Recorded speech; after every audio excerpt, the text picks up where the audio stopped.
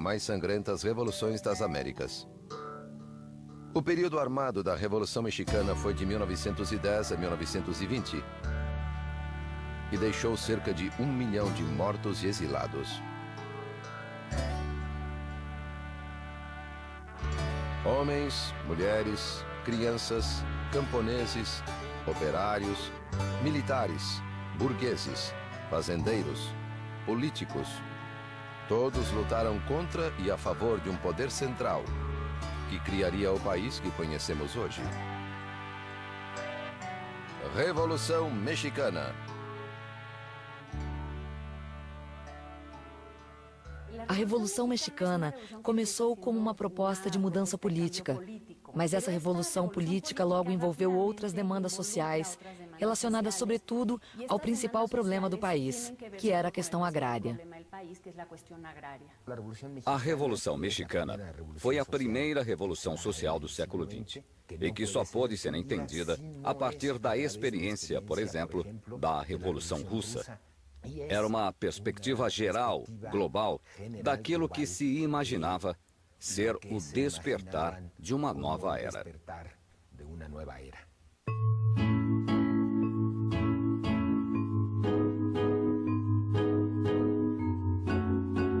Algumas razões da Revolução residem no governo de Porfírio Dias.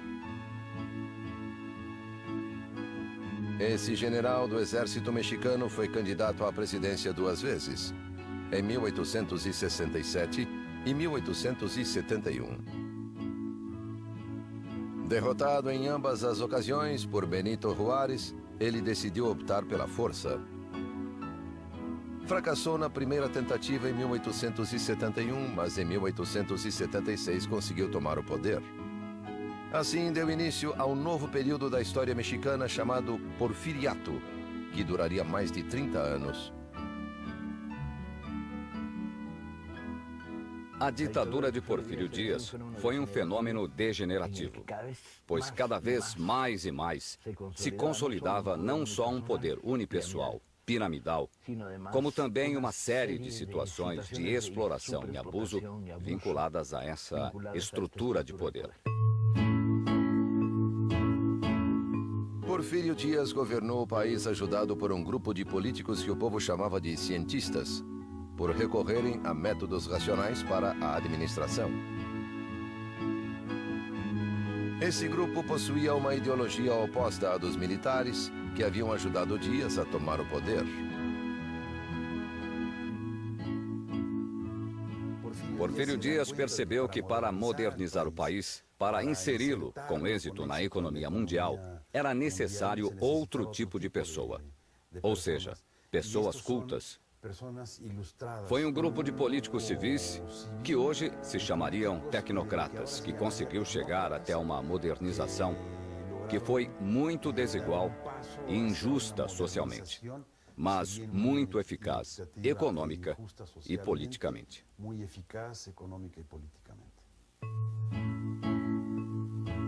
Em 1884, Porfírio Dias modificou a Constituição para poder se reeleger e se perpetuar no poder. Depois disso, foi reeleito 7 vezes, todas com fraude eleitoral. Um sistema que se tornou rotineiro para o povo mexicano. O Porfiriato tratou de eliminar e controlar qualquer tipo de oposição política que surgisse no país. Porfírio Dias concentrara em poucas mãos e em alguns poucos favoritos todo o poder econômico e todo o poder político. Ele conseguiu se manter no poder através de negociações com diferentes grupos e todos reconheciam Porfírio Dias como seu dirigente. Durante os 30 anos de governo, Porfírio Dias conseguiu tornar o México um dos países com maior taxa de crescimento, graças à ajuda dos cientistas. A população passou de 9 milhões para mais de 15 milhões de habitantes. As exportações aumentaram 6 vezes. E o governo conseguiu cancelar a dívida que o México tinha com os Estados Unidos. Porfírio Dias, em seus 32 anos de governo, promoveu o desenvolvimento econômico, criou um mercado interno, mas isso não se traduziu, não se desdobrou em bem-estar para o resto da população. Então, o que havia era um pequeno grupo de privilegiados muito rico e um grande país muito pobre.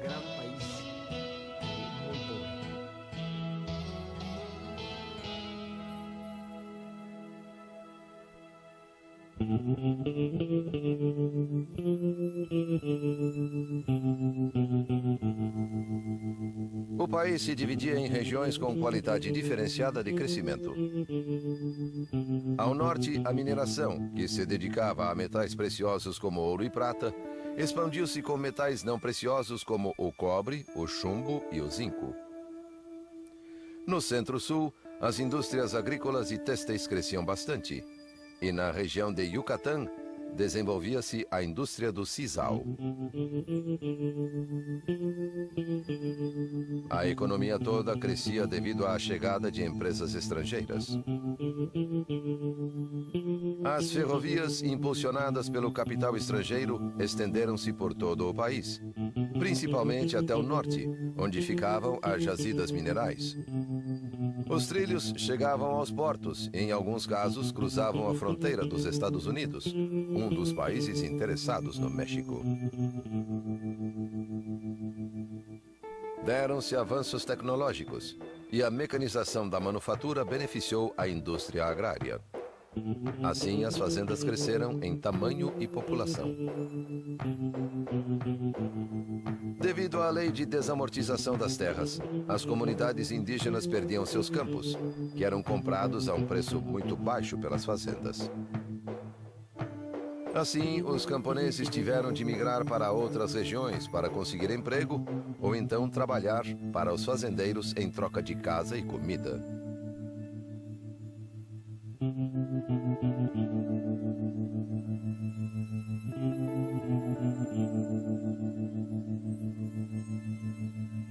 As fazendas criaram um tipo de relação com os camponeses que os mantinha amarrados à terra.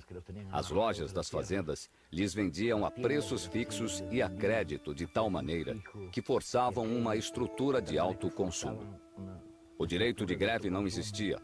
Os trabalhadores eram perseguidos. Havia censura. A liberdade de imprensa era questionada. Não havia nenhum espaço para a dissidência política. Era uma sociedade sem oxigênio.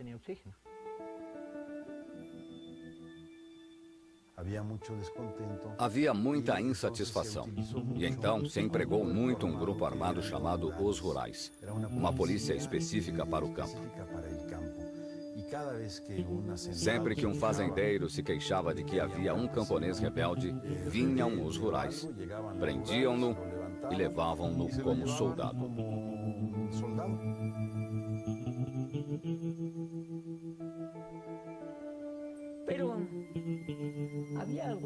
Mas havia algo mais. Meu pai morava dentro do que era a propriedade do fazendeiro. E quando nessa mesma fazenda acontecia de sumir alguma coisa, o padre dava ordem para buscar as pessoas. Convocava-as por meio do sino para que se confessassem. Mas se o roubo era grave, então o que acontecia era que às 10 horas da noite, a polícia entrava na casa do suposto delinquente. Eles o enforcavam e o deixavam exposto em alguma árvore, à beira do caminho. Para que isso? Para intimidar, para que os demais não roubassem. Era uma forma de domínio da mente para que o povo estivesse sempre com medo.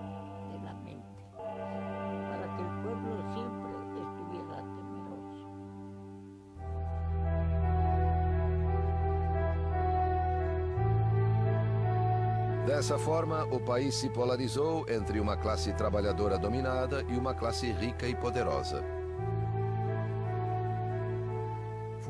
Fundamentalmente, as características de subordinação, escravidão, as condições de salário e de trabalho intoleráveis mostram o caldo de cultura que era o porfiriato para uma resposta revolucionária a uma situação insustentável no interior do país.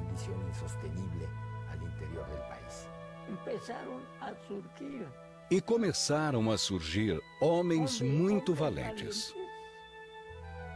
Foi o grande início da insatisfação generalizada. O que foi motivo, ou o que deu motivo, para que se começasse a pensar em um movimento armado.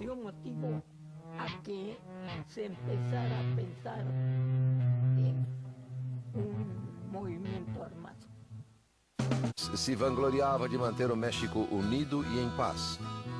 No entanto, um número cada vez maior de mexicanos achava o custo dessa paz alto demais.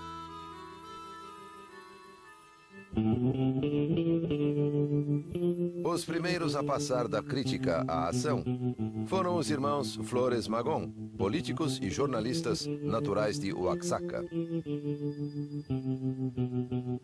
O início do século XX viu nascer neste país uma dissidência cada vez mais virulenta. No início, promovida pelos irmãos Flores Magón, e uma proposta revolucionária com grande conteúdo social que tinha base urbana, mas que foi derrotada. Foram as primeiras expressões armadas de uma intenção revolucionária que, nesse sentido, é considerada precursora. Mas, por viver no exílio, esse grupo teve impacto político e militar menor no México. Além disso, com a radicalização que sofreu, o grupo de Flores Magón perdeu muitos adeptos, muitos aliados que buscavam uma saída mais moderada para o México, uma saída basicamente eleitoral. Em 1908, o presidente Dias foi entrevistado por James Krillman, um prestigioso jornalista americano da Pearson's Magazine. Na entrevista, Dias reconhecia que o povo já estava pronto para eleger seus próprios governantes e que ele se retiraria após o término do mandato. Isso renovou as esperanças de todos que ansiavam por uma mudança. Tanto os camponeses quanto a elite nortista viam com maus olhos o governo do ditador, um governo centralizado que impunha seus governantes nos estados do país e não permitia a ascensão política de nenhuma classe. Os membros dissidentes das classes alta e média tentaram limitar a influência dos cientistas sobre Dias e propuseram Bernardo Reyes para a vice-presidência em 1910. Bernardo Reyes foi o militar mais importante do aparato de governo porfirista. No entanto, quando Porfírio Dias o elegeu como seu vice-presidente, ou seja, como seu herdeiro, um membro do grupo dos cientistas, os reístas, primeiro se indignaram, se desiludiram e converteram esse sentimento em uma luta de oposição dentro do regime.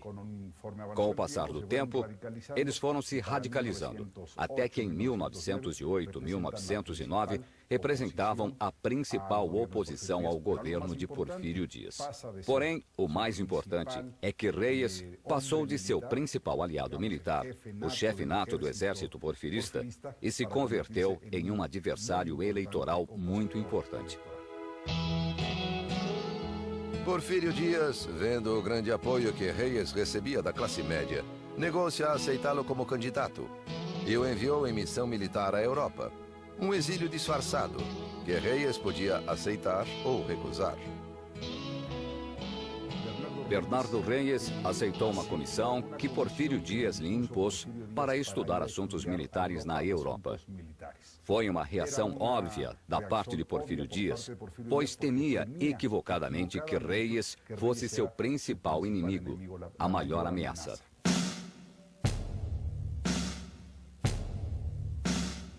A classe alta e a classe média perderam o ânimo depois desse artifício, mas não por muito tempo. No norte do país, no estado de Coahuila, atendendo ao chamado da elite local e apoiando-se no que a declaração de Dias ao jornalista americano podia conter de verdade, um homem escreveu o livro A Sucessão Presidencial em 1910. Esse homem, Francisco Ignacio Madero, político e empresário agrícola, nascera no seio de uma família abastada.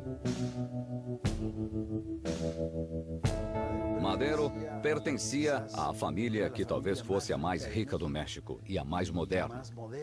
Possuíam fazendas, mas também tinham indústrias, investimentos financeiros e eram considerados aliados do regime. Então, ninguém teria imaginado que Madero, membro dessa família, poderia se tornar um revolucionário. Francisco El Madero, além de membro dessa família, era um liberal. Estudou na Europa e nos Estados Unidos. Além disso, voltou simpatizando com as correntes espíritas.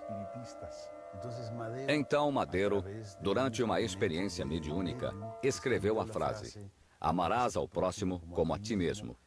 E em suas memórias, ele conta que nesse momento, ele compreendeu que devia se dedicar à política. Porque para que o povo mexicano pudesse evoluir espiritualmente, antes precisava ser livre. E para que fosse livre, era necessário democracia.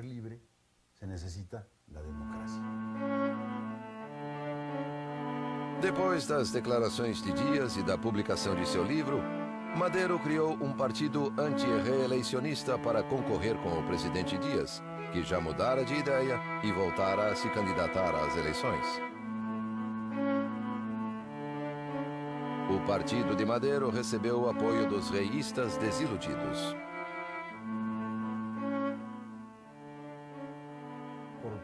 Pela primeira vez, ao longo de mais de 30 anos no poder, Porfírio Dias enfrentou uma oposição autêntica.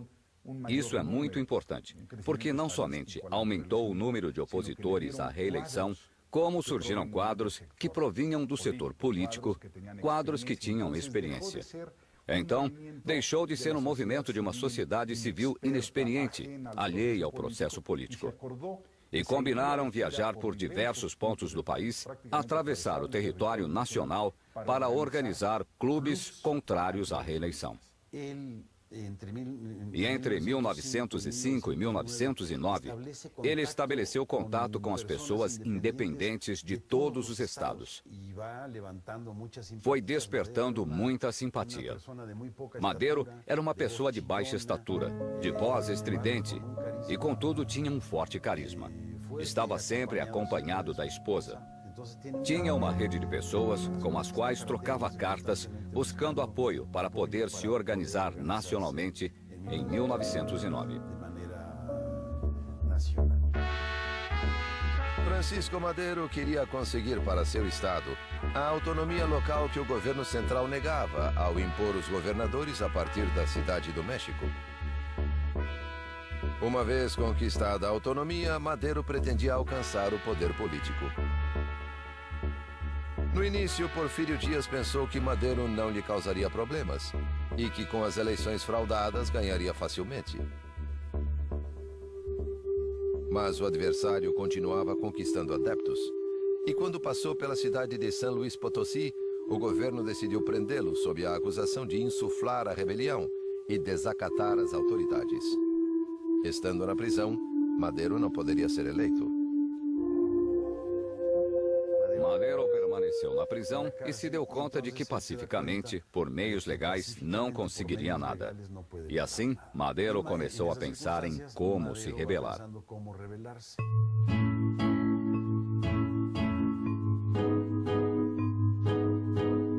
As eleições se deram em 21 de junho de 1910. E Porfírio Dias voltou a se eleger presidente mediante a fraude.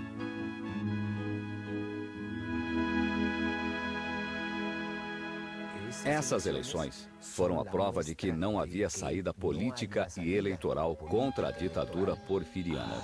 E eles optaram pelo caminho da insurreição.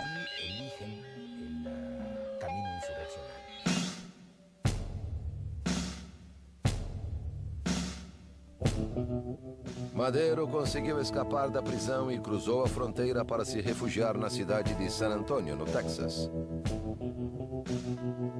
No exílio, uniu-se a vários líderes dos clubes anti-reeleicionistas que foram a seu encontro no Texas. Em seu esconderijo, elaborou o plano de San Luis Potosí. O plano de San Luis Potosí talvez seja o único plano revolucionário no mundo que fixou um dia preciso e uma hora exata para a revolução. Então, dizia que a revolução começaria no domingo, 20 de novembro, às 6 da tarde, e os locais que estivessem distantes das vias de comunicação começariam um dia antes. E, curiosamente, esse chamado à luta armada seria respondido não pelas regiões urbanas, pela classe média culta que estava desgastada politicamente pela derrota do magonismo, e sim foi respondido basicamente em centenas de pontos do país por dirigentes comunitários camponeses. A revolução explodiu em novembro de 1910.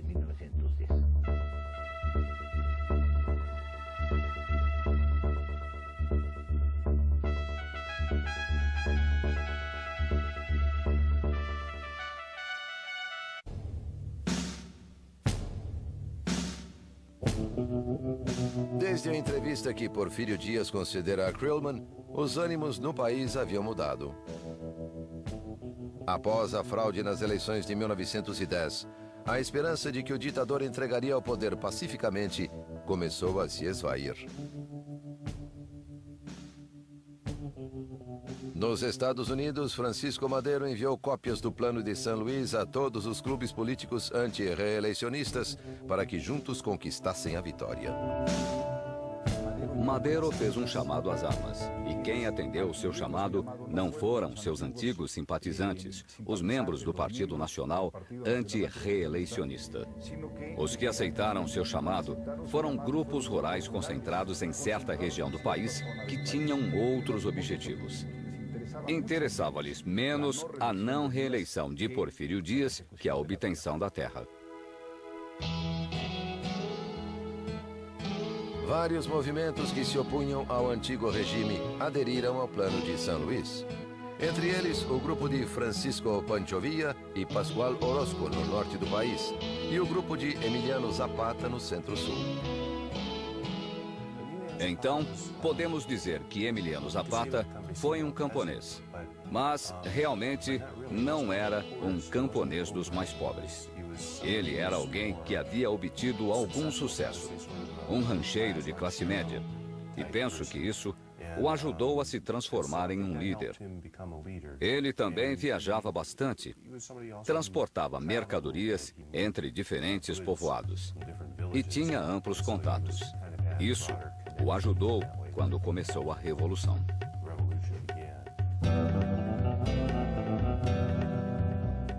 Emiliano Zapata, o caudilho do Sul, foi um dos líderes da Revolução Mexicana.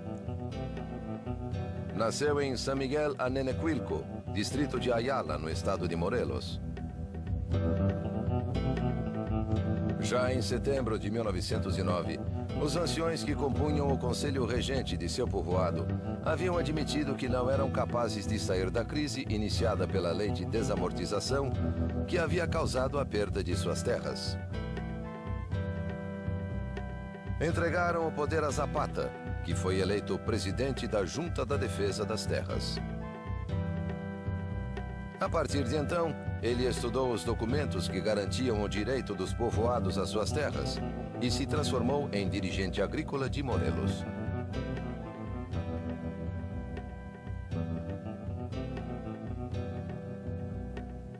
No zapatismo, tratam-se de povoados ancestrais, arraigados à terra, e que precisamente São movimentos armados pela defesa dessas terras que lhes foram usurpadas.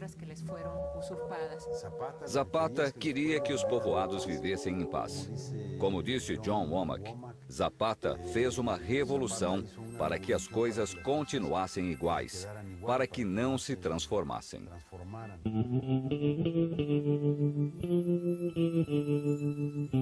Ao norte do país, no estado de Chihuahua, outra insurreição ganhava corpo sob a liderança de Pascual Orozco e do carismático caudilho Francisco Villa. Os dois líderes tinham origens muito diversas. Pascual Orozco nascera em uma fazenda e se dedicava a transportar metais. Assim, em pouco tempo, conseguiu sua própria mina de ouro. Por outro lado, Francisco Villa, nascido com o nome de Doroteo Arango, teve de sair de sua cidade natal, Durango, para se refugiar em Chihuahua, onde mudou de nome e se dedicou a uma vida dupla. Trabalhava como tropeiro para empresas estrangeiras, mas também praticava o furto de gado, uma atividade que, aos olhos de muitos, não constituía um crime, já que as terras onde o gado pastava haviam sido subtraídas dos camponeses. Villa era um homem que mal sabia escrever. Montava a cavalo, apoiando-se primeiro de um lado, depois de outro, e era capaz de passar horas e horas e horas cavalgando com esse método. Era abstêmio, ao contrário do que se pode pensar, e destruía as adegas quando entrava em um povoado. Gostava de refrescos de morango e ia saboreá-los em El Paso com a elite. Pode imaginar? Era um personagem alto.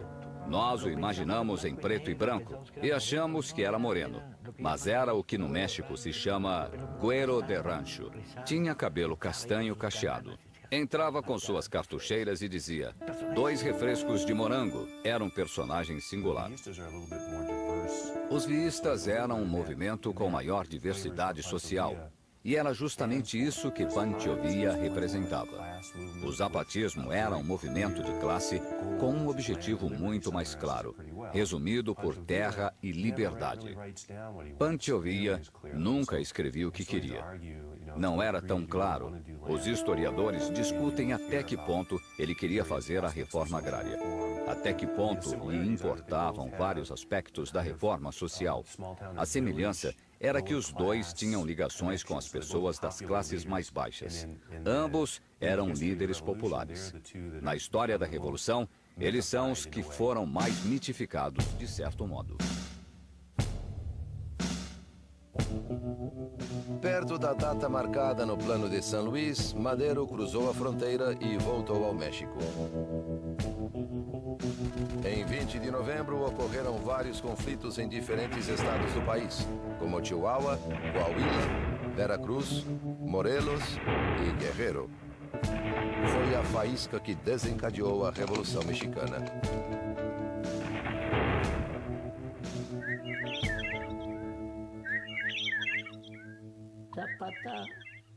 Zapata, devido ao lugar ou à região onde agia, preferia adotar táticas de guerrilha. Francisco Villa tinha toda uma divisão com muitos milhares de soldados e enfrentava o governo em grandes combates. Mas, no fundo, os dois eram representantes das pessoas humildes.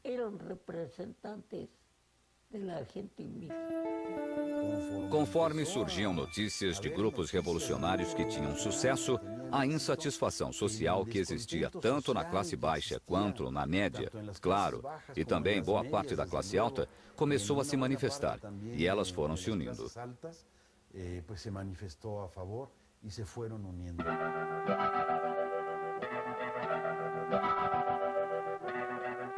Os zapatistas aderiram ao plano de São Luís devido à oferta de devolver aos povoados as terras que os fazendeiros haviam usurpado. A recuperação das terras de que falava Madero, eles entendiam como uma demanda ancestral nascida com a conquista, uma matéria pendente havia 4 séculos e que era a reivindicação dos camponeses. 。 。 . 。 . 。... . 。... 。... 。... 。... 。... 。 . 。 . 。 . 。 . 。 . 。 . 。 . 。 . 。 . 。 . 。 . 。 . 。 . 。 . 。 . 。 . 。 . . 。 . 。 . 。 .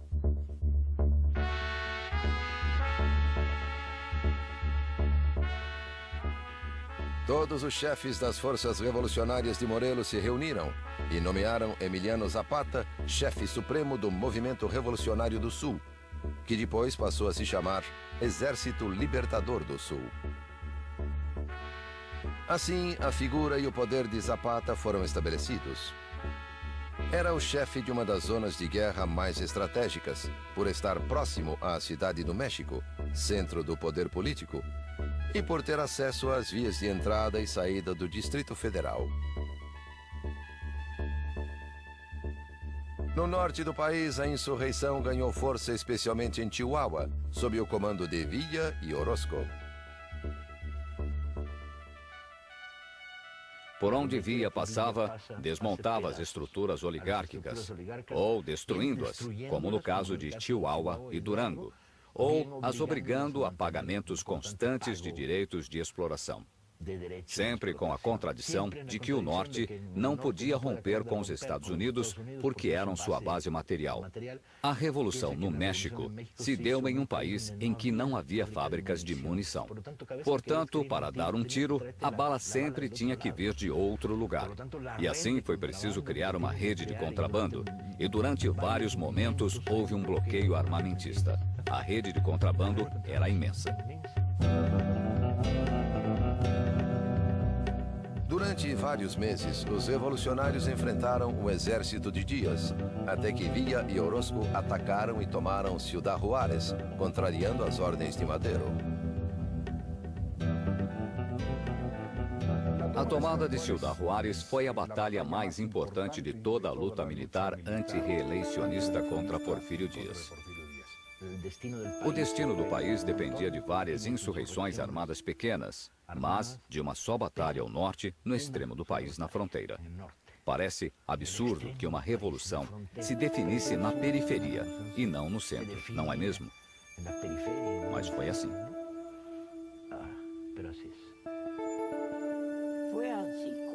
Foi assim que a revolução foi arregimentando pessoas, apesar da questão não muito clara do objetivo da revolução.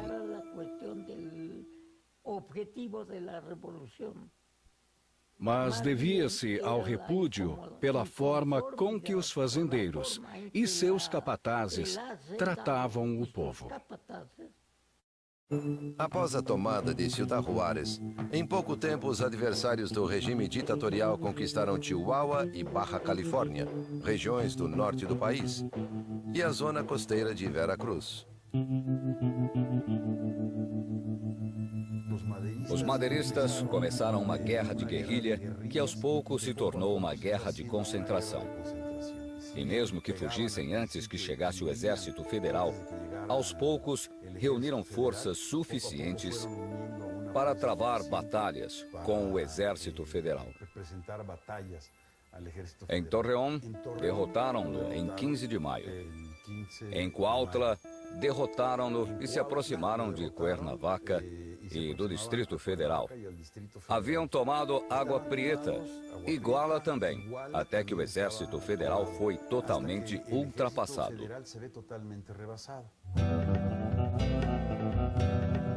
O ditador enviava cada vez mais exércitos para combater os sublevados. Mas os rebeldes contavam implicitamente com o apoio dos Estados Unidos, que enviavam tropas através da fronteira e barcos até os portos mexicanos para reforçar as leis de neutralidade. Porfírio Díaz convenceu-se de que não contava com o apoio norte-americano, que não contava com o apoio das classes altas do país, que não contava com um exército tão eficiente. E então, a possibilidade de renúncia tornou-se probabilidade. Em 21 de maio de 1911, em Ciudad Juárez, os madeiristas chegaram a um acordo com os representantes de Díaz, que viajaram para acabar com o conflito. A aposta política de Madero era que a revolução terminaria e que ele assumiria o poder presidencial com o lema do sufrágio efetivo da não reeleição. E com isso, daria início à vida política do México moderno.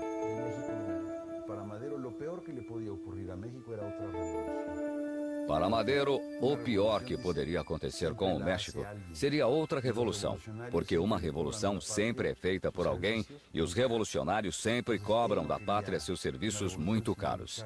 Então, ele não queria uma revolução, e sim uma luta pacífica. Em 25 de maio de 1911, Díaz renunciou. León de la Barra foi nomeado presidente interino, na suposição de que ele pacificaria o país e convocaria eleições. Depois de firmar o pacto e diante de novos distúrbios na cidade do México, Porfírio Díaz embarcou para Paris, onde morreria 4 anos depois. O governo provisório de Francisco León de la Barra, segundo o pacto, iria de maio até novembro de 1911, quando ele convocaria eleições gerais e entregaria o poder. Como era um presidente interino, a lei indicava que tinha como tarefa estabilizar o país politicamente mais uma vez, para poder convocar eleições. Mas ele fez algumas jogadas um pouco estranhas. Madero foi ao estado de Morelos encontrar-se com Zapata, que não queria licenciar suas tropas. E enquanto Zapata e Madero conferenciavam, León de la Barra enviou um grupo do Exército Federal, comandado por Victoriano Huerta, para atacar os zapatistas, esperando que Zapata se sentisse traído e fuzilasse Madero. E desse modo, resolveria o problema.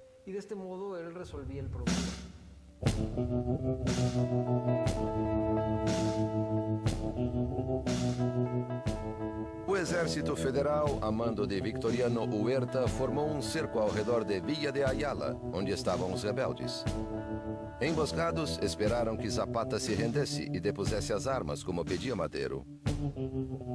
O combate teve início às 3 da tarde e prosseguiu até o anoitecer, quando Zapata bateu em retirada. De la Barra, que representava o antigo regime, fez com que Zapata desconfiasse de Madero. Mas também é preciso reconhecer que agiu institucionalmente. Organizou as eleições em que Madero arrasou, reconheceu a vitória de Madero e se submeteu à legalidade e à institucionalidade. Nas primeiras eleições depois do porfiriato, Madero praticamente não teve oposição e foi eleito presidente por uma maioria esmagadora, enquanto Pino Soares foi o vice-presidente eleito. Em 6 de novembro de 1911, Francisco Madero tomou posse da presidência da República. Uma de suas primeiras medidas foi decretar uma lei pela qual o presidente, o vice e os governadores dos estados não podiam ser reeleitos. Então, a política de Madero, embora contrariando seus conselheiros, era abrir completamente, abrir-se totalmente para as liberdades cívicas. Era um governo muito criticado, um governo o tempo todo impugnado, ridicularizado pelas caricaturas políticas. E ele permitia.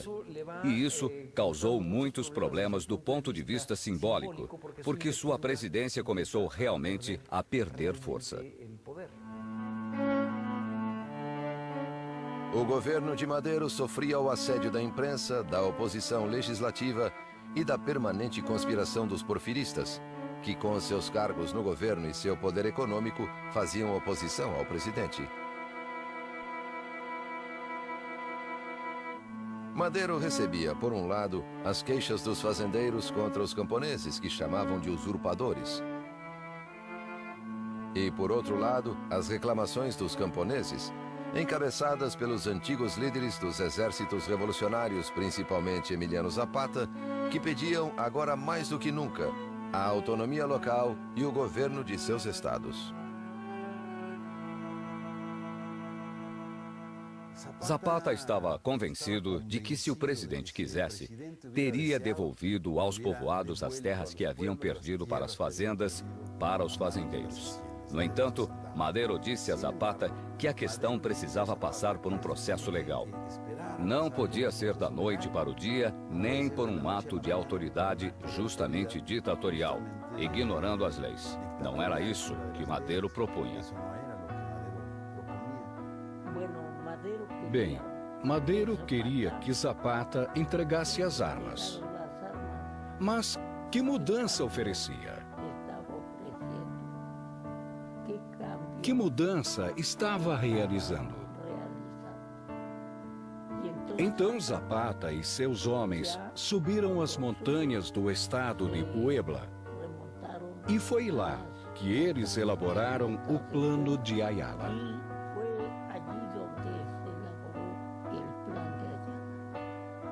Madero não podia satisfazer as demandas que sua própria mobilização havia criado, de maneira que ocorreram novos levantes. O Plano de Ayala é explícito: a terra para quem trabalha. Essa ideia central se tornou mais complexa, envolvendo a recuperação das terras comunitárias, a ruptura com a estrutura das fazendas. Ao mesmo tempo, no norte, houve uma revolta estranha, em que se uniam as reivindicações agrárias com os grupos da velha oligarquia, que se reorganizavam e resistiam, chefiados por Pascual Orozco.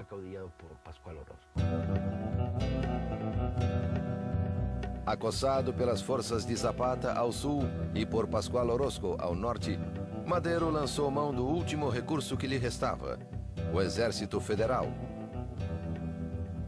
Sob o comando do general Victoriano Huerta, as tropas federais se mobilizaram para reprimir os insurgentes. No entanto, o golpe de misericórdia ao governo maderista não viria dos rebeldes que se negavam a depor as armas, mas do próprio Exército Federal. A segunda fase da contra-revolução foi um golpe militar na Cidade do México, chefiado pelo que restara do exército porfirista que não fora tocado por Madero. Porque logo que tomou o poder, Madero negociou e deixou o exército como estava. E assim se deu um violento golpe de Estado. Entre 9 e 18 de fevereiro de 1913, a Cidade do México foi palco de sangrentos combates que deixaram centenas de mortos. Esses episódios ficaram conhecidos como a Dezena Trágica.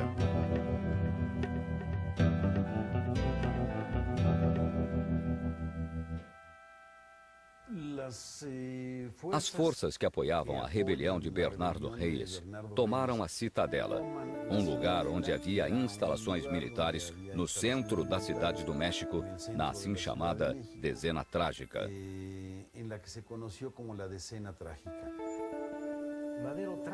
Madero tratou de sitiá-los e entregou o comando das tropas da cidade ao general Victoriano Huerta. Mas esse general, através da embaixada americana, entrou em conluio com os rebeldes, aprisionou o presidente Madero com uma jogada política e o obrigou a renunciar. Com a renúncia, Huerta tomou o poder. Do ponto de vista legal, era tudo aceitável, mas, na verdade, fora um golpe de Estado. O presidente Madero e o vice Pino Suárez estavam presos, esperando que o Huerta decidisse o que fazer com eles. Na noite de 22 de fevereiro de 1913, as tropas do exército iniciaram a transferência dos prisioneiros para o cárcere do Distrito Federal. No caminho, os militares simularam um ataque e aproveitaram a ocasião para fuzilar Madero e Suárez.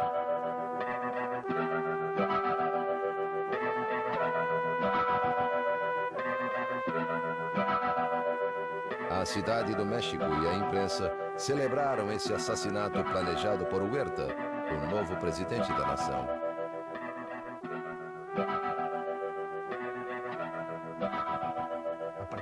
A partir de então, surgiu uma nova experiência revolucionária. Implantou-se a ditadura de Huerta na Cidade do México. E o velho madeirismo foi evoluindo e se construindo contra Huerta. Aí sim, o sangue correu de maneira terrível.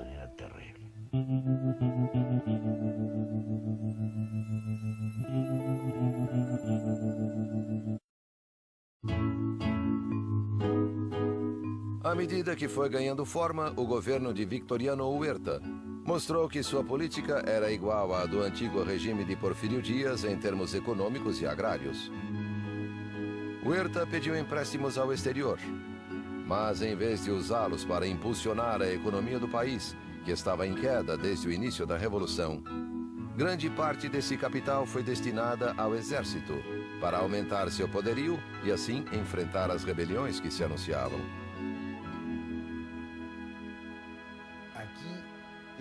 Foi nesse momento que surgiram as concentrações e as organizações que se tornariam paradigmáticas. As imagens da Revolução Mexicana, os grandes comboios ferroviários, em cujo alto iam os revolucionários acompanhados de suas mulheres, as adelitas, como eram chamadas. São dessa etapa. Formaram-se grandes corpos de exército. E então houve grandes batalhas, grandes combates. E é por isso que a segunda etapa armada da Revolução Mexicana é muitíssimo mais violenta que a primeira.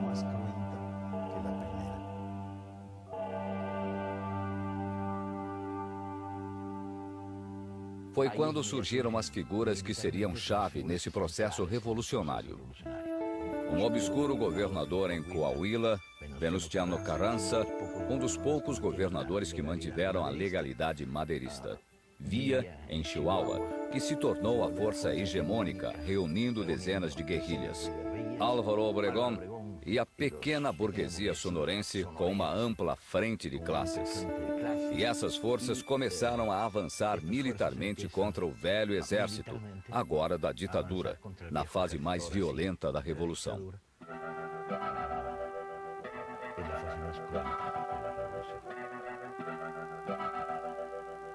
Conforme esses exércitos avançavam para o centro do país, eles expulsavam os políticos huertistas dos estados. E também derrubavam as elites regionais e estabeleciam novos pactos com a classe média e com setores populares. Então, era uma luta, por um lado, contra o exército de Huerta, mas também era uma luta contra elites locais e contra um aparato político regional em todos esses âmbitos.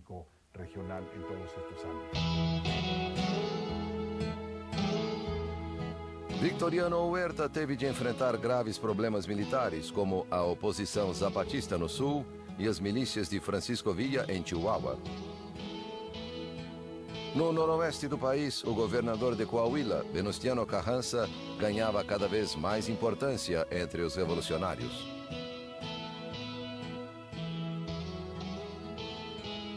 Venustiano Carranza era membro da elite política local de Coahuila. Foi um dos muitos reístas que se desiludiram com Porfirio Díaz e que o enfrentaram.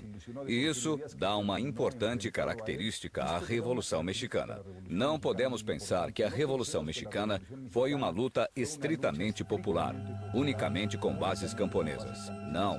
É preciso entender o que a Revolução Mexicana teve desde o início. Muitos líderes, como Madero e Venustiano Carranza, muitos líderes da classe alta ou da classe média vinculados às elites econômicas ou com as elites políticas.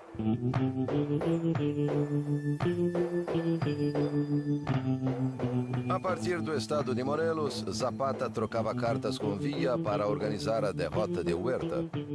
Venustiano Carranza tratava de organizar o exército revolucionário, embora receoso dos outros caudilhos. Venustiano Carranza lançou o Plano de Guadalupe para combater Victoriano Huerta e retornar à ordem constitucional. Por isso, se chamavam constitucionalistas. Em torno de Venustiano Carranza se reuniram vários caudilhos regionais, alguns de muito prestígio, como Pancho Villa, e também homens de grande clareza política, tanto do centro como do que se passou a chamar de esquerdas. E formaram um grupo político no qual Venustiano Carranza era o principal chefe.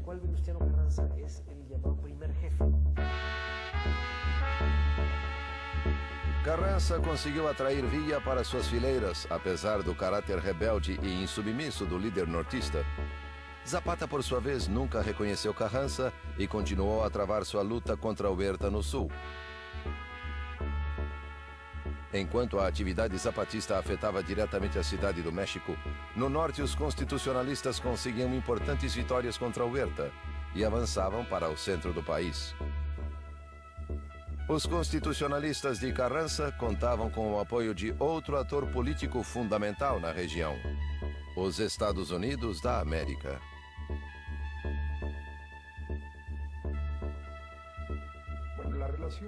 A relação de Venustiano Carranza com os Estados Unidos variou ao longo dos anos.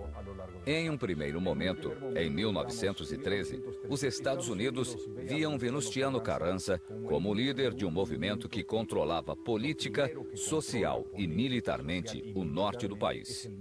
E no norte do país estavam concentrados os investimentos norte-americanos. Os Estados Unidos preferiam negociar com um revolucionário de perfil mais moderado, com experiência política, com certa legitimidade, como Venustiano Carranza, a negociar com revolucionários mais populares e imprevisíveis em certo sentido, como Pancho Villa ou Emiliano Zapata, com quem os Estados Unidos tinham poucos elos, pois não havia fronteira e investimentos americanos na região de Morelos. Com o pretexto de um conflito armado entre forças huertistas e norte-americanas que vigiavam a região petroleira de Tampico, o presidente dos Estados Unidos, Woodrow Wilson, ordenou a ocupação do porto de Veracruz, o que se deu em 21 de abril de 1914, quando uma numerosa frota atacou e invadiu essa cidade portuária. As tropas federais fugiram 10 minutos depois do início do bombardeio. A invasão norte-americana de Veracruz se deu em abril de 1914 e teve vários objetivos. Primeiro, os Estados Unidos sabiam perfeitamente que cresciam as diferenças entre Venustiano Carranza e Francisco Villa. Para os americanos, o risco era que o enfrentamento entre Villa e Carranza aumentasse de tal maneira que ou começaria uma guerra entre eles ou simplesmente Villa decidiria não participar da revolução contra Huerta. Qualquer uma das possibilidades resultaria na permanência de Huerta no poder por mais tempo. Um segundo elemento era que os Estados Unidos sabiam perfeitamente que também chegavam armas da Europa para o governo de Huerta. Então, decidiram impedir a chegada dessas armas para depois dizer: nós também colaboramos para a derrota do huertismo e para a instalação do novo governo. E, portanto, temos direito de exigir concessões. Pensavam em seus investimentos e na futura política petroleira.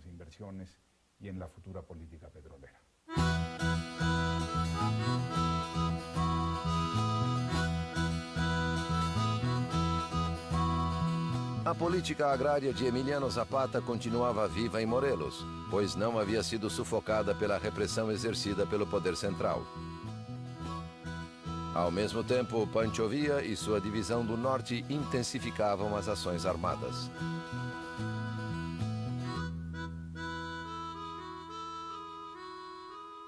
Os exércitos constitucionalistas marcharam sobre a cidade do México a partir de 3 rotas. Uma vinha do noroeste de Sonora, Sinaloa, descia pela costa do Pacífico e, mais ou menos em Jalisco, dobrava-se e avançava para o centro do país. Outro exército muito importante, o constitucionalista do noroeste, avançou pela zona de Nuevo León, Tamaulipas e entrou no centro do país via San Luis Potosí. E havia uma terceira força muito importante que, digamos, desceu pelo centro, por Chihuahua, Durango, Coahuila, Zacatecas e de lá dirigiu-se à cidade do México. Esse último grupo era liderado por Francisco Villa. Venustiano Carranza não queria que a cidade do México fosse tomada por um exército que formalmente era constitucionalista, mas que tinha uma liderança e um contingente muito mais popular que era vista. A tomada de Zacatecas foi o que causou o início do rompimento entre o senhor Carranza e o general Villa, Os generais do Sr. Carranza fracassaram algumas vezes em tomá-la. Quando Villa surgiu como chefe da divisão do Norte e quis tomar Zacatecas, o Sr. Carranza o impediu de todas as maneiras possíveis para não compartilhar a glória, digamos assim. Mas Villa planejou a tomada para abastecer seus trens de carvão, armas e tudo de que precisava, e tomou Zacatecas. Acho que foi uma das tomadas mais importantes, pois quebrou a espinha dorsal do Exército Federal.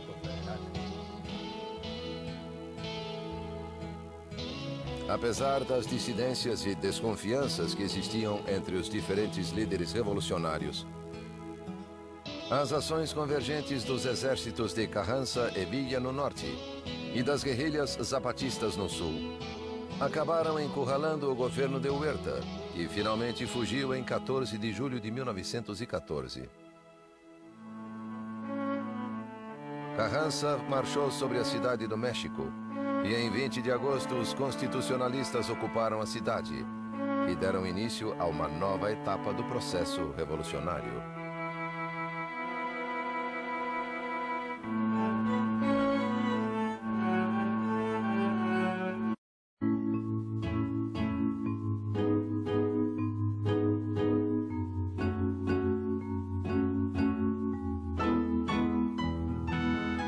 Em 20 de agosto de 1914, Venustiano Carranza entrou na capital do país e assumiu a presidência provisória da República.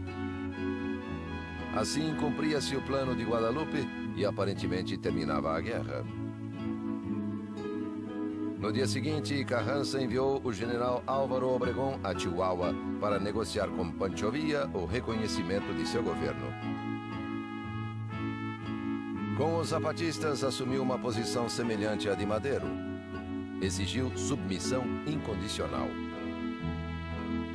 O Exército Libertador do Sul, por sua vez, reafirmou sua bandeira de luta, o Plano de Ayala, segundo o qual uma convenção de chefes revolucionários de todo o país devia eleger o governo provisório da República.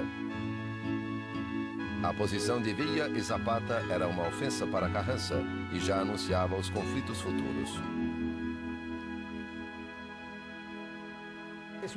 É uma guerra típica de todos os processos revolucionários da história. Primeiro, todos esses exércitos se aliaram para vencer um inimigo comum, que era o antigo regime. Uma vez derrotado o antigo regime, ou seja, o governo de Victoriano Huerta, sobreveio uma guerra que era previsível, que era a guerra entre os exércitos revolucionários, antes aliados, para que cada um deles tentasse impor seu modelo revolucionário. O modelo de Villa, o de Zapata, que se aliaram temporariamente, e o modelo de Venustiano Carranza. Em outubro de 1914, Carranza tentou realizar uma convenção de líderes revolucionários na cidade do México. Mas Villa e Zapata se negaram a participar, pois a reunião seria na capital, controlada pelas forças de Carranza, e aceitou então transferir a convenção para a cidade de Aguascalientes. Zapata não reconheceu a soberania da Assembleia e exigiu que Carranza renunciasse ao poder executivo. Enviou uma comissão para Aguascalientes, mas sem o caráter de delegados. Havia um setor da Convenção de Revolucionários da Classe Média, de políticos profissionais e de políticos revolucionários. A eles foi atribuído formalmente o poder executivo da Convenção. Mas suas relações, suas semelhanças com Zapata e Villa eram mínimas e, portanto, estavam condenados a uma rápida separação. Quando o plano de Ayala foi aprovado em Aguascalientes, o carrancismo passou por um momento difícil. Carranza e Obregón viram na Assembleia que eles mesmos haviam convocado como suas propostas não encontravam eco. Aumentava a força dos setores mais radicais da Revolução, cimentada pela unidade, embora frágil, entre Villa e Zapata, os líderes dos exércitos revolucionários do Norte e do Sul. Derrotados na convenção, Carranza e Obregón abandonaram a capital e fugiram para Veracruz. Na Convenção Revolucionária, decidiu-se que alguém precisava se encarregar do poder executivo. E Eulálio Gutierrez era o personagem capaz de aglutinar e negociar com ambos os grupos, permitindo que os dois caudilhos se retirassem com suas tropas. Na verdade, quem tinha o poder político eram ambos, Villa e Zapata. Eulálio Gutierrez tinha um poder muito limitado, que impediu que seu governo fosse aceito.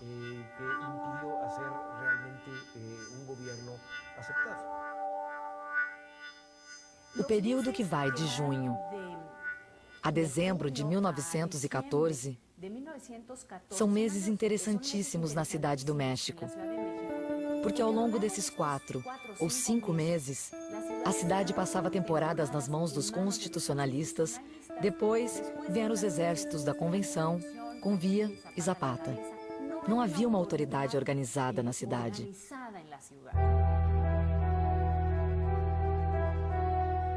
No final de novembro de 1914, as forças zapatistas ocuparam os bairros ao sul da capital e chegaram até o Palácio Nacional, enquanto as tropas de Villa se instalavam nos seus arredores. Pancho Villa enviou uma carta a Zapata dizendo: "Não entrarei na capital da República com as forças sob meu comando, se não tiver o prazer de fazê-lo a seu lado, pois quero que todos vejam que estamos unidos fraternalmente e dispostos a fazer todo tipo de esforços e sacrifícios para o bem-estar e tranquilidade de nossa pátria, pela qual temos lutado tanto, você nas montanhas do sul e eu nas estepes do norte."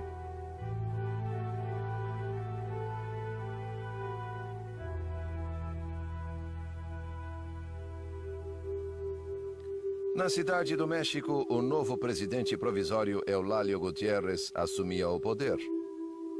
Mas outra cena chamava muito mais a atenção.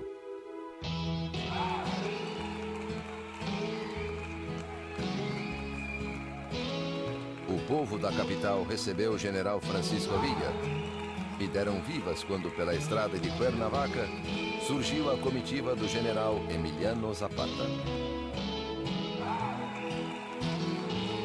A guarda do Exército Libertador não conseguia conter o turbilhão humano. Todos queriam se aproximar dos chefes rebeldes e apertar suas mãos. Os dois líderes se reuniram no Palácio de Xochimilco ao meio-dia de 4 de dezembro de 1914.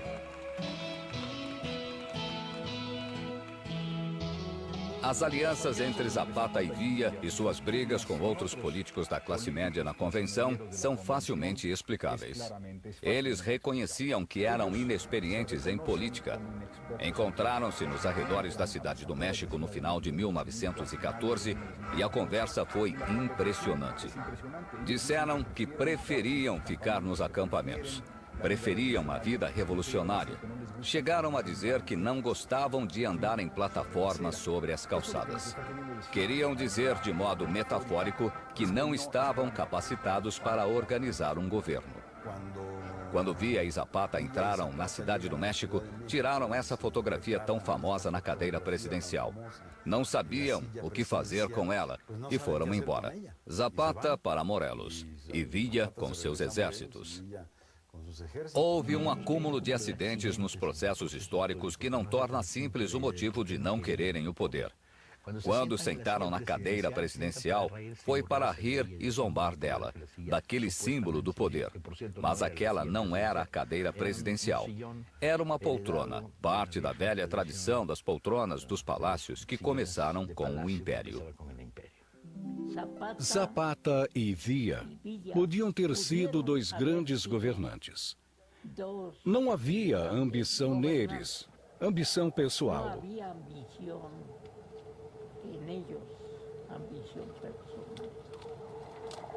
Mas, infelizmente, tampouco havia uma visão política.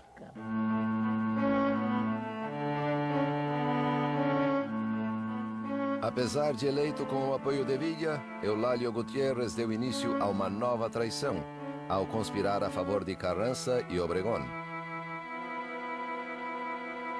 Quando soube da situação, Villa voltou à capital e expulsou o presidente Gutiérrez, poucas semanas depois que este assumiu o poder.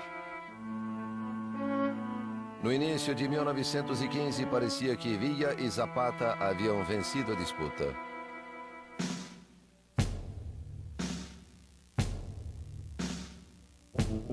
Mas Carranza e Obregón não estavam derrotados. Em Veracruz, construíam um poderoso exército e preparavam o contra-ataque.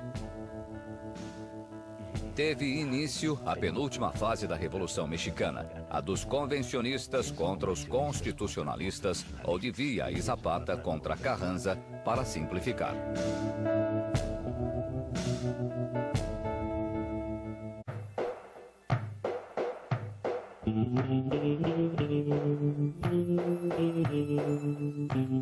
Após a fuga do presidente provisório Eulálio Gutiérrez em janeiro de 1915, os partidários de Villa tomaram o poder na cidade do México.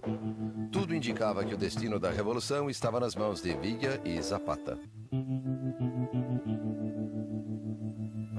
Parecia que Pancho Villa e Emiliano Zapata haviam vencido a guerra e controlavam o país, quando, na verdade, Venustiano Carranza, em Veracruz, começava um esforço de guerra em que a política tinha um papel central e começou a se cercar de aliados de maneira que os exércitos populares ficaram divididos. Pancho Villa no norte, Emiliano Zapata no sul, e o controle das regiões produtivas mais importantes era conquistado por Carranza, até restar aos outros dois líderes apenas grupos guerrilheiros.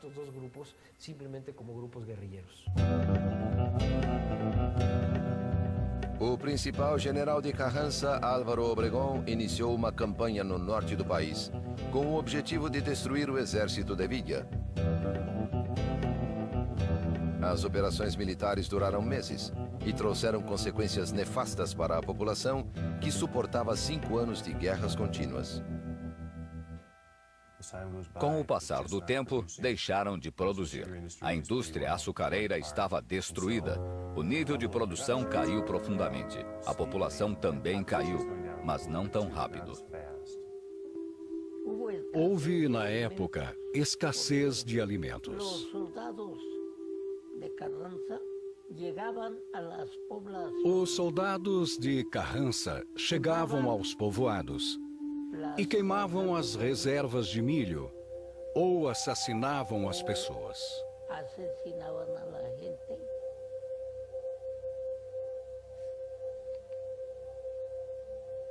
Foi realmente um grande sofrimento para o povo. Grande sofrimento para o povo.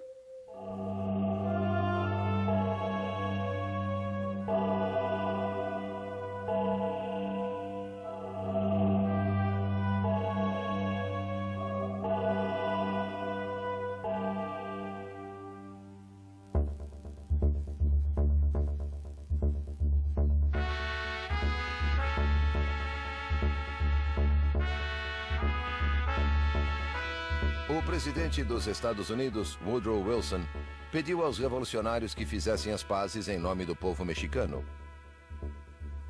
Villa aceitou imediatamente o chamado à reconciliação. Mas agora os carrancistas tinham mais motivos para continuar lutando.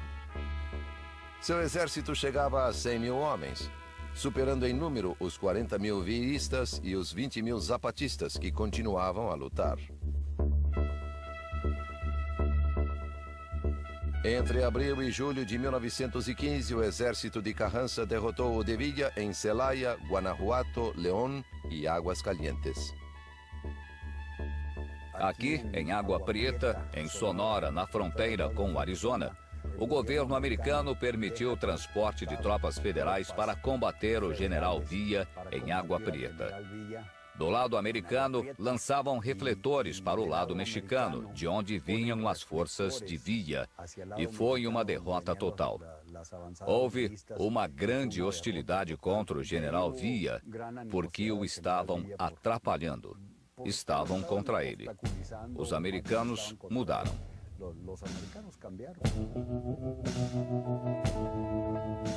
Carranza havia conquistado o poder e, com o apoio do governo americano, convidou os partidários de Villa e de Zapata a se unirem sob sua autoridade.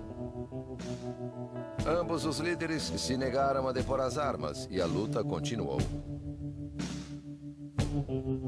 Ao mesmo tempo, Carranza publicou seu programa de governo, que propunha, além da restituição de seu poder como presidente, algumas reformas agrárias que até então o carrancismo havia ignorado. Então, nesse momento, Carranza abandonou sua postura de não atender às questões sociais até o triunfo da Revolução e começou a legislar sobre questões relacionadas com os conflitos sociais. Em 6 de janeiro de 1915, Carranza aprovou a primeira lei que atendia à questão agrária. E com isso, começou a se apossar das bandeiras do zapatismo. Então, Carranza não só atendia à questão agrária, como também tinha uma política de Estado, coisa que Zapata não tinha. Ele tinha uma proposta agrária, mas não um projeto de Estado. O governo dos Estados Unidos convocou uma reunião pan-americana com representantes de Argentina, Brasil, Chile, Bolívia, Guatemala e Uruguai para tentar resolver o conflito mexicano. Em 9 de outubro de 1915, os representantes dos países americanos concluíram que o partido de Carranza era o único que possuía os elementos essenciais para ser reconhecido como o governo efetivo do México.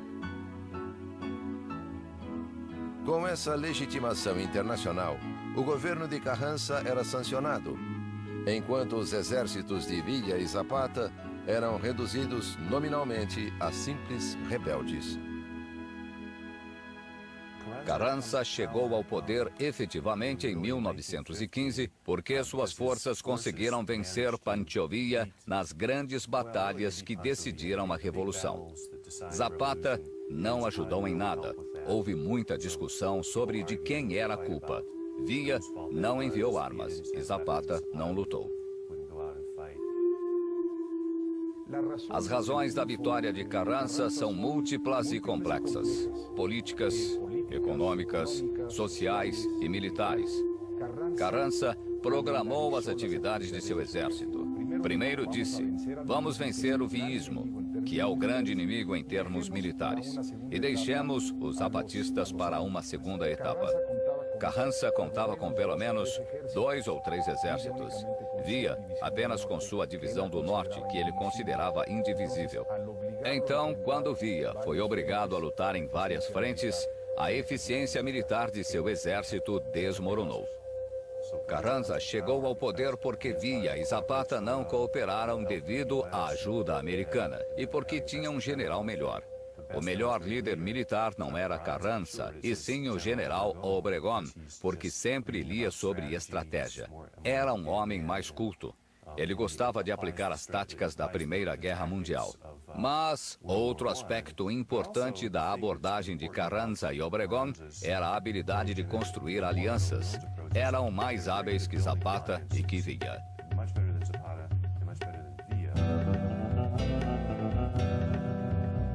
Com respaldo internacional e superioridade militar, Carranza abrira o caminho até a capital e a presidência. Villa ainda se negava a entregar as armas. Acusava Carranza de vender o México aos Estados Unidos. As forças carrancistas continuaram combatendo Villa, que dissolveu seu exército e o transformou em guerrilhas. Villa, na fase guerrilheira, era mais radical em relação aos Estados Unidos e dizia: vamos abrir uma vala de 500 metros para que eles não entrem e vamos cortar o telégrafo para que não se comuniquem conosco. Por isso, Villa se tornou um monstro de que os americanos precisavam para justificar sua política externa. Foi então que surgiram os cartazes com recompensas: Villa, vivo ou morto. E em todo esse processo foi se construindo a história da Revolução Mexicana, a versão dos vencedores e dos vencidos.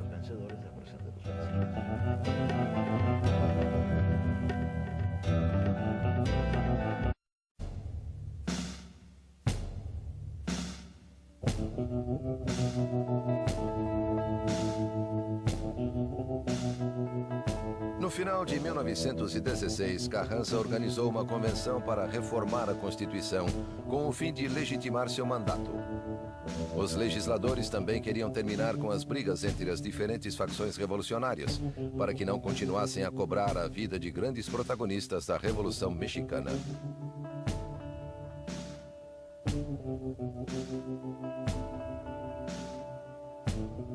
A importância da Constituição de 1917 para o México foi central porque se converteu no projeto nacional do país durante todo o século XX.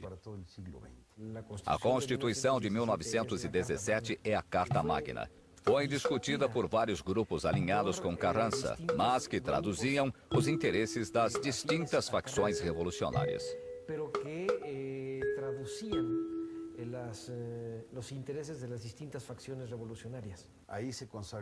Foi onde se sancionou o direito à terra, o direito ao trabalho e as condições dignas de trabalho, e o direito a uma educação laica e gratuita. Era esse o projeto de um Estado que, além de ser democrático e com liberdades individuais, também fosse justo socialmente.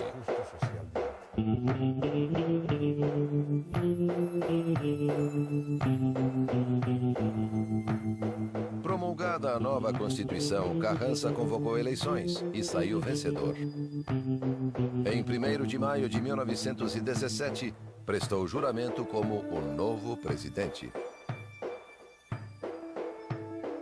Embora o artigo 27 da nova Constituição contemplasse as reivindicações dos camponeses em relação à terra, e apesar de Carranza ter se comprometido com o problema do campo, seu governo não levou adiante a reforma agrária exigida por Villa e Zapata.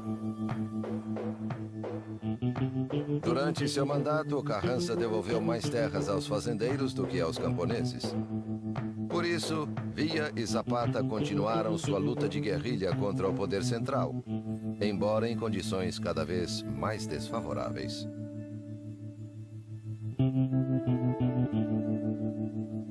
Zapata estava desesperado porque seu movimento sofrera um duro golpe e durante anos ele buscou aliados onde pudesse encontrá-los. Não era exigente, pois estava perdendo e precisava de ajuda.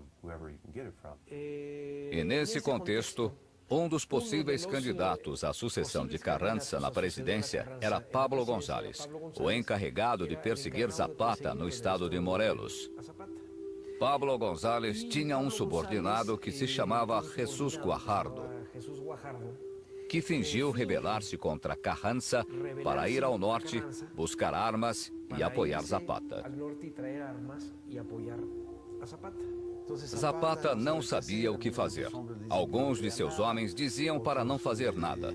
Outros, que por estarem em um momento de debilidade, diziam que um aliado assim cairia muito bem. Então, decidiu entrar em acordo com ele e combinaram um encontro na fazenda de Chinameca para combinar os últimos detalhes dessa aliança.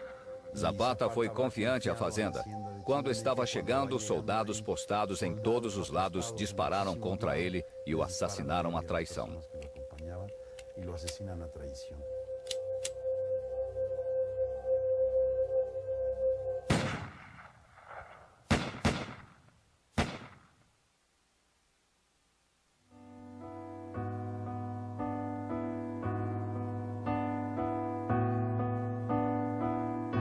Emiliano Zapata encontrou a morte no dia 10 de abril de 1919, nesta fazenda em Morelos. Seu corpo foi transferido para a cidade do México e exibido pelo governo de Carranza como troféu de guerra. Muitos se negaram a acreditar que Zapata havia morrido, e assim nasceu o mito do Caudilho do Sul.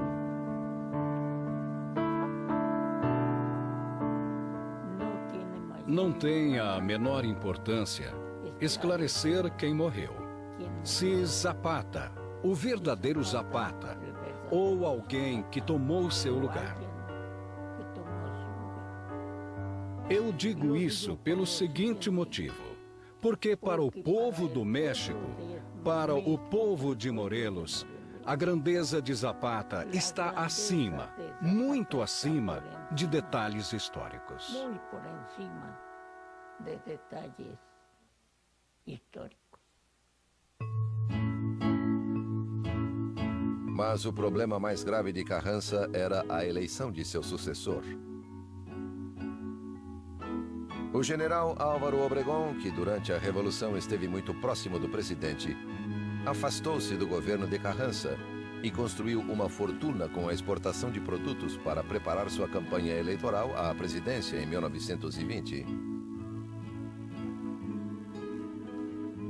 Quando Carranza deixou claro sua intenção de apoiar outro candidato, Obregón liderou uma revolta militar que forçou Carranza a fugir da capital.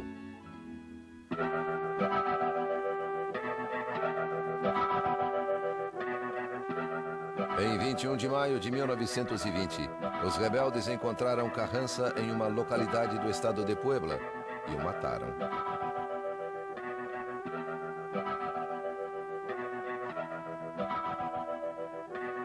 Dessa forma, Álvaro Obregón tomou o poder.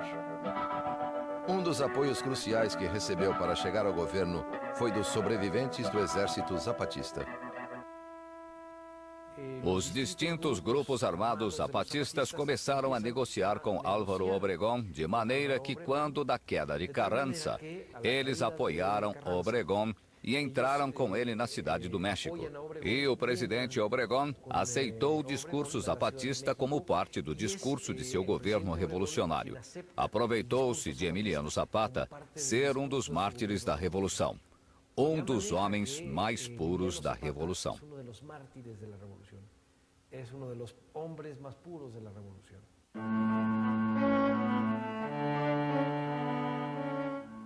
Álvaro Obregón governou de 1920 a 1924. Durante seu governo, realizou um expurgo e mandou assassinar pelo menos uma dúzia de chefes revolucionários, garantindo assim a pacificação do Estado.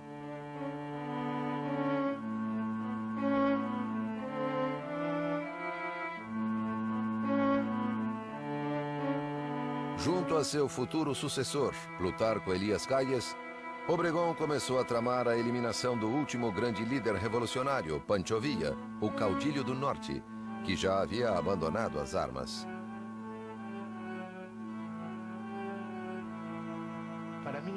Em 1923, Villa, escondido em uma fazenda em Canutillo, para onde fora depois de abandonar a luta armada, representava para Obregón e Calles um problema e um perigo. As eleições estavam próximas. Duas candidaturas se enfrentariam. A mais progressista de Huerta. A chance de que Villa se aliasse a essa candidatura e voltasse a ser o temido caudilho militar que já fora, os preocupava muito. Então, um complô surgido desde baixo foi adotado e encoberto desde cima. Quem lhe arranjou problemas foi a imprensa. Perguntaram se apoiava algum partido. Ele gostava de Adolfo de la Huerta. E ele disse, gosto de Fito, porque é um bom rapaz. E assim cometeu um erro fatal. Eles não achavam que Pancho Villa estivesse morto ou acabado, e sim que tinha poder para erguer 20 mil homens em armas. Esse foi o pretexto para planejar sua morte. Para planear su muerte, ¿verdad?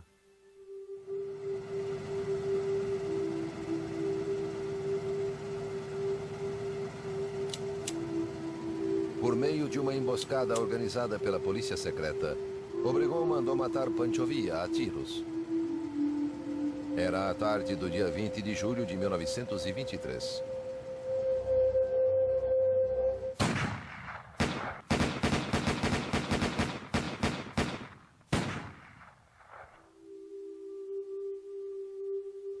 Quando Villa saía da cidade de Parral, próximo a Canutillo, desferiram 150 tiros no carro em que viajava. Usaram rifles de alto calibre e balas explosivas que só o exército tinha. Os 9 assassinos, cujos nomes depois foram conhecidos, eram pistoleiros e rancheiros. Mas por trás do complô havia um segundo grupo, o dos ricos de Parral, e por trás desses um terceiro grupo com o qual Calles estava envolvido.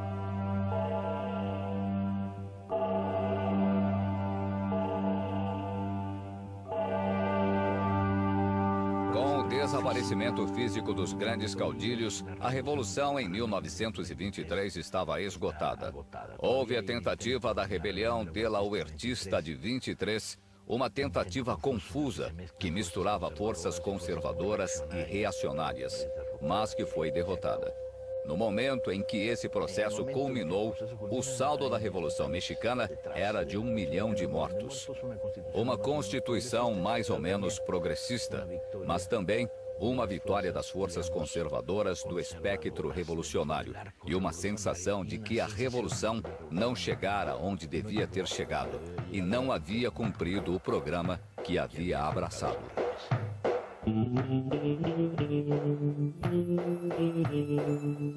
Com os mandatários posteriores, a Revolução entrou em sua etapa de institucionalização. O partido oficial do governo, que em 1946 ganhou o nome de Partido Revolucionário Institucional, seria o encarregado de reorganizar o país, monopolizando o poder até o ano 2000. Durante todo o período revolucionário, nenhum dos que alcançaram a presidência, nem Madero, nem Carranza, nem Obregón, nem seu sucessor, Calles, dedicou-se verdadeiramente a implantar a reforma agrária. Até que na década de 30, o general Lázaro Cárdenas promoveu em sua presidência a maior divisão de terras ocorrida no México desde o início da Revolução.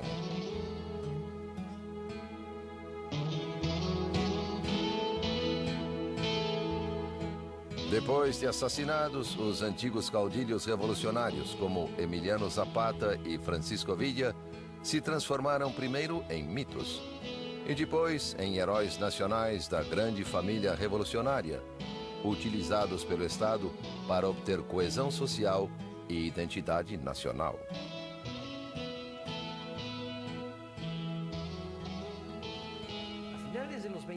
No final dos anos 20 e começo dos anos 30, o cinema mexicano, a literatura e o romance mexicanos começaram a criar uma imagem do viísmo um tanto idealizada. Entre a realidade da memória do viísmo e essa imagem que a literatura e a cinematografia vêm criando, foram construindo o pedestal sobre o qual, em seguida, colocaram Pancho Villa, ao contrário de Emiliano Zapata, pois ele sim teve uma aceitação como um herói puro desde muito cedo. Desde 1923, um mito popular vem sendo construído de uma tradição surpreendente e de uma intensidade enorme. Esse mito popular diz: perdemos Zapata e Villa, que eram nossos líderes. A revolução não terminou. Cada vez que o patrão olha feio para alguém, vem Pancho Villa, ele dá uns cascudos, lhe mete 6 tiros e fica tudo bem. Essa é a estrutura do mito de que sociedades como as nossas necessitam para se defender dos horrores, dos fantasmas e das misérias que vivemos. Não é gratuito. Eles estão aí porque merecem.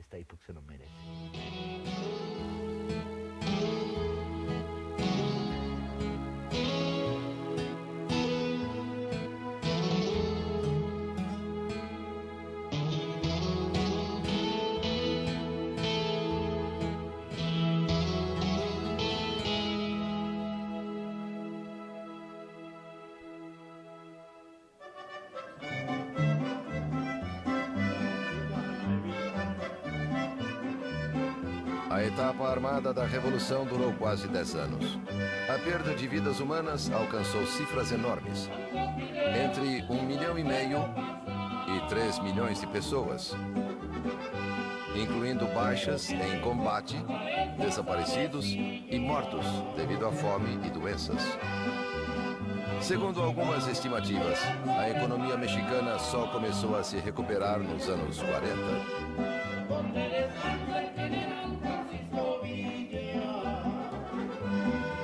No fim dos anos 20, a Revolução se institucionalizou. O Partido Revolucionário Oficial, o PNR, depois chamado PRM, finalmente PRI, transformou-se em uma verdadeira máquina eleitoral.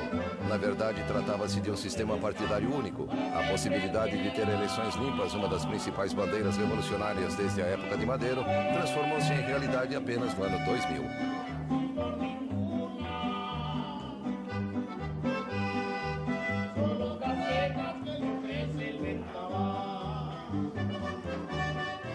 A bandeira zapatista da reforma agrária teve de esperar até a década de 30 com o governo de Lázaro Cárdenas para ser realizada de forma parcial. As desigualdades que continuam marcando a sociedade mexicana até os dias de hoje, no campo e na cidade, sugerem que as ideias de Zapata não perderam sua atualidade e guiam novos movimentos rebeldes, como o Exército Zapatista de Liberação Nacional, surgido em 1994 no estado de Chiapas.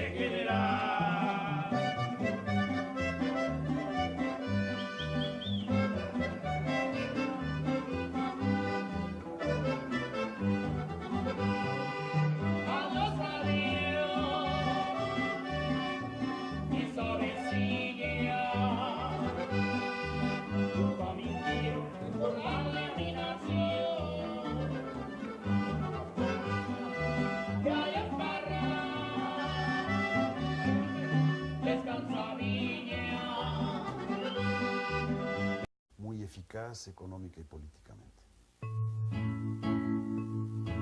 Em 1884, Porfírio Dias modificou a Constituição para poder se reeleger e se perpetuar no poder.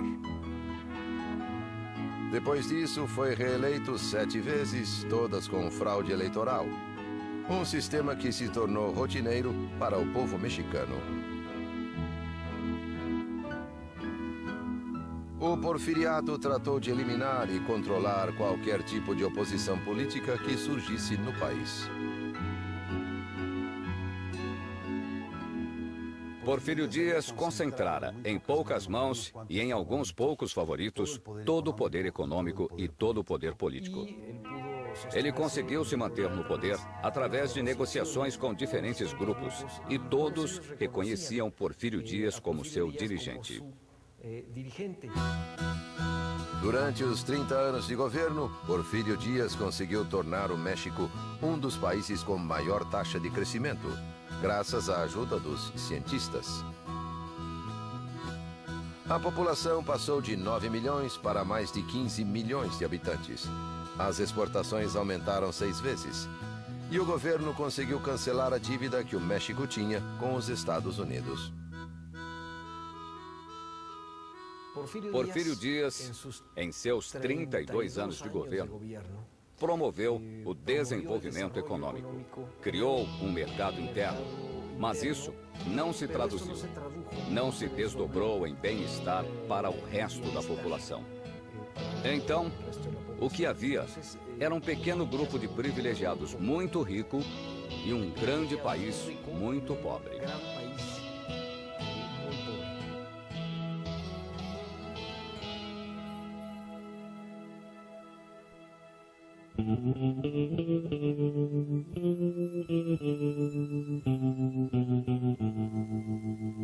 O país se dividia em regiões com qualidade diferenciada de crescimento. Ao norte, a mineração, que se dedicava a metais preciosos como ouro e prata, expandiu-se com metais não preciosos como o cobre, o chumbo e o zinco. No centro-sul, as indústrias agrícolas e têxteis cresciam bastante. E na região de Yucatán, desenvolvia-se a indústria do sisal. A economia toda crescia devido à chegada de empresas estrangeiras. As ferrovias, impulsionadas pelo capital estrangeiro, estenderam-se por todo o país, principalmente até o norte, onde ficavam as jazidas minerais. Os trilhos chegavam aos portos e, em alguns casos, cruzavam a fronteira dos Estados Unidos, um dos países interessados no México. Deram-se avanços tecnológicos e a mecanização da manufatura beneficiou a indústria agrária.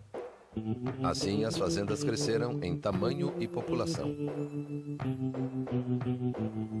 Devido à lei de desamortização das terras, as comunidades indígenas perdiam seus campos, que eram comprados a um preço muito baixo pelas fazendas. Assim, os camponeses tiveram de migrar para outras regiões para conseguir emprego ou então trabalhar para os fazendeiros em troca de casa e comida.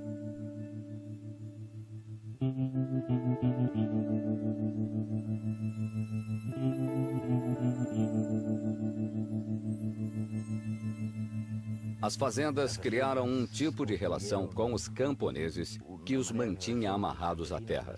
As lojas das fazendas lhes vendiam a preços fixos e a crédito de tal maneira que forçavam uma estrutura de alto consumo. O direito de greve não existia. Os trabalhadores eram perseguidos. Havia censura. A liberdade de imprensa era questionada. Não havia nenhum espaço para a dissidência política.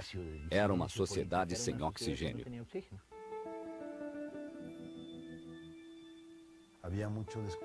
Havia muita insatisfação. E então se empregou muito um grupo armado chamado Os Rurais, uma polícia específica para o campo. Sempre que um fazendeiro se queixava de que havia um camponês rebelde, vinham os rurais, prendiam-no e levavam-no como soldado.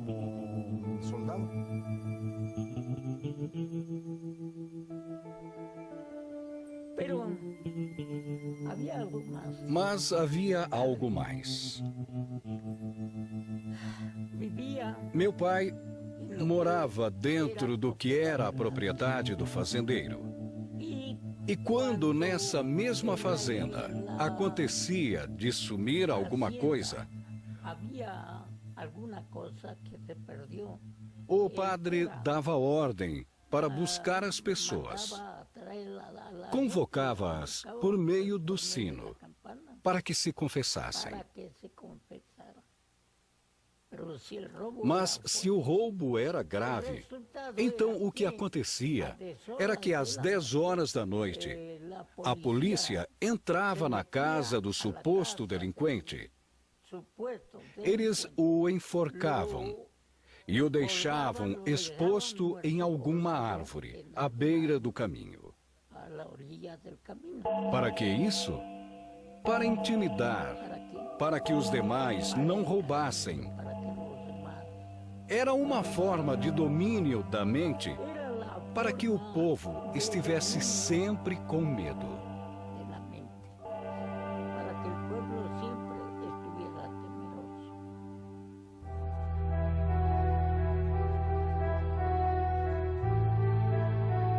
Dessa forma, o país se polarizou entre uma classe trabalhadora dominada e uma classe rica e poderosa.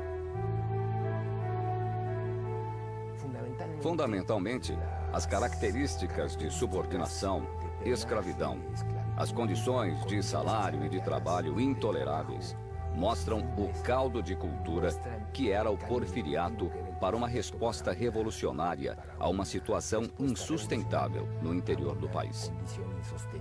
Oposição ao governo de Porfírio Dias. Porém, o mais importante é que Reyes passou de seu principal aliado militar, o chefe nato do exército porfirista, e se converteu em um adversário eleitoral muito importante. Porfírio Dias, vendo o grande apoio que Reyes recebia da classe média, negou-se a aceitá-lo como candidato e o enviou em missão militar à Europa, um exílio disfarçado que Reyes podia aceitar ou recusar. Bernardo Reyes aceitou uma comissão que Porfírio Dias lhe impôs para estudar assuntos militares na Europa. Foi uma reação óbvia da parte de Porfírio Dias, pois temia equivocadamente que Reyes fosse seu principal inimigo, a maior ameaça.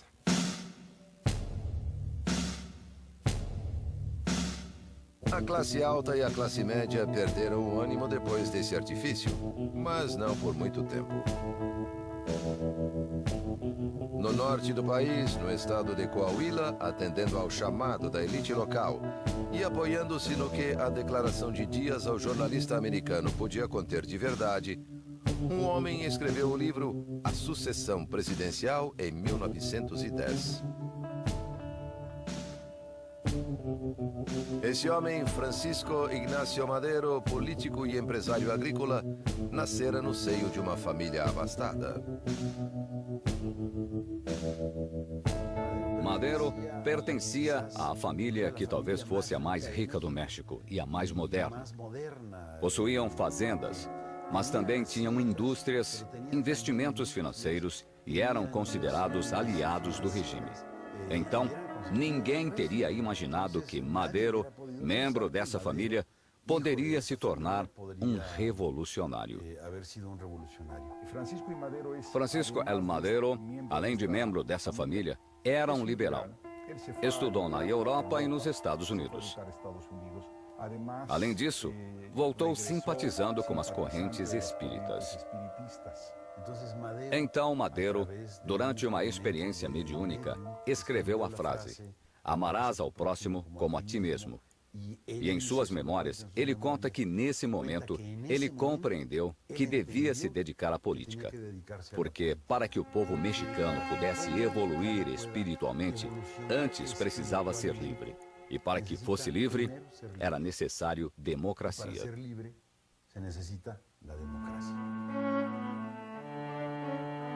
Depois das declarações de Dias e da publicação de seu livro, Madero criou um partido anti-reeleicionista para concorrer com o presidente Dias, que já mudara de ideia e voltara a se candidatar às eleições.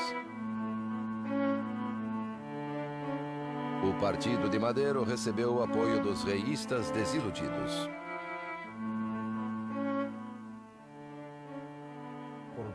Pela primeira vez, ao longo de mais de 30 anos no poder, Porfírio Dias enfrentou uma oposição autêntica. Isso é muito importante, porque não somente mais sangrentas revoluções das Américas. O período armado da Revolução Mexicana foi de 1910 a 1920 e deixou cerca de 1 milhão de mortos e exilados. Homens, mulheres, crianças, camponeses, operários, militares, burgueses, fazendeiros, políticos, todos lutaram contra e a favor de um poder central que criaria o país que conhecemos hoje. Revolução Mexicana. A Revolução Mexicana começou como uma proposta de mudança política, mas essa revolução política logo envolveu outras demandas sociais, relacionadas sobretudo ao principal problema do país, que era a questão agrária.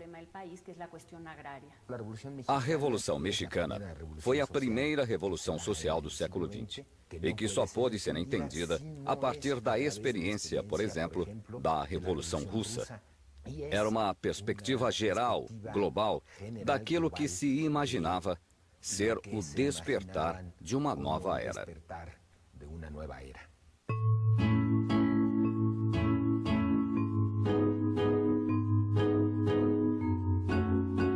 Algumas razões da Revolução residem no governo de Porfírio Dias. Esse general do exército mexicano foi candidato à presidência 2 vezes, em 1867 e 1871. Derrotado em ambas as ocasiões por Benito Juárez, ele decidiu optar pela força. Fracassou na primeira tentativa em 1871, mas em 1876 conseguiu tomar o poder. Assim, deu início a um novo período da história mexicana chamado Porfiriato, que duraria mais de 30 anos. A ditadura de Porfírio Dias foi um fenômeno degenerativo, pois cada vez mais e mais se consolidava não só um poder unipessoal, piramidal, como também uma série de situações de exploração e abuso vinculadas a essa estrutura de poder. Porfírio Dias governou o país ajudado por um grupo de políticos que o povo chamava de cientistas, por recorrerem a métodos racionais para a administração. Esse grupo possuía uma ideologia oposta à dos militares, que haviam ajudado Dias a tomar o poder. Porfírio Dias percebeu que para modernizar o país, para inseri-lo com êxito na economia mundial, era necessário outro tipo de pessoa, ou seja, pessoas cultas. Foi um grupo de políticos civis que hoje se chamariam tecnocratas, que conseguiu chegar até uma modernização que foi muito desigual e injusta socialmente, mas muito eficaz econômica e politicamente. E começaram a surgir homens muito valentes. Foi o grande início da insatisfação generalizada. O que foi motivo, ou o que deu motivo, para que se começasse a pensar em um movimento armado.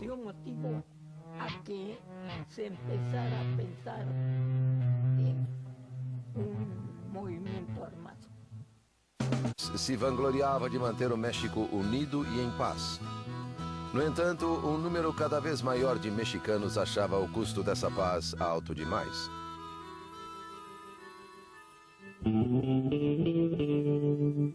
Os primeiros a passar da crítica à ação foram os irmãos Flores Magón, políticos e jornalistas naturais de Oaxaca. O início do século XX viu nascer neste país uma dissidência cada vez mais virulenta. No início, promovida pelos irmãos Flores Magón, e uma proposta revolucionária com grande conteúdo social que tinha base urbana, mas que foi derrotada. Foram as primeiras expressões armadas de uma intenção revolucionária que, nesse sentido, é considerada precursora. Mas, por viver no exílio, esse grupo teve impacto político e militar menor no México. Além disso, com a radicalização que sofreu, o grupo de Flores Magón perdeu muitos adeptos, muitos aliados que buscavam uma saída mais moderada para o México, uma saída basicamente eleitoral. Em 1908, o presidente Dias foi entrevistado por James Krillman, um prestigioso jornalista americano da Pearson's Magazine. Na entrevista, Dias reconhecia que o povo já estava pronto para eleger seus próprios governantes e que ele se retiraria após o término do mandato. Isso renovou as esperanças de todos que ansiavam por uma mudança. Tanto os camponeses quanto a elite nortista viam com maus olhos o governo do ditador, um governo centralizado que impunha seus governantes nos estados do país e não permitia a ascensão política de nenhuma classe. Os membros dissidentes das classes alta e média tentaram limitar a influência dos cientistas sobre Dias e propuseram Bernardo Reyes para a vice-presidência em 1910. Bernardo Reyes foi o militar mais importante do aparato de governo porfirista. No entanto, quando Porfírio Dias o elegeu como seu vice-presidente, ou seja, como seu herdeiro, um membro do grupo dos cientistas, os reístas, primeiro se indignaram, se desiludiram e converteram esse sentimento em uma luta de oposição dentro do regime. Com o passar do tempo, eles foram se radicalizando, até que em 1908, 1909, representavam a principal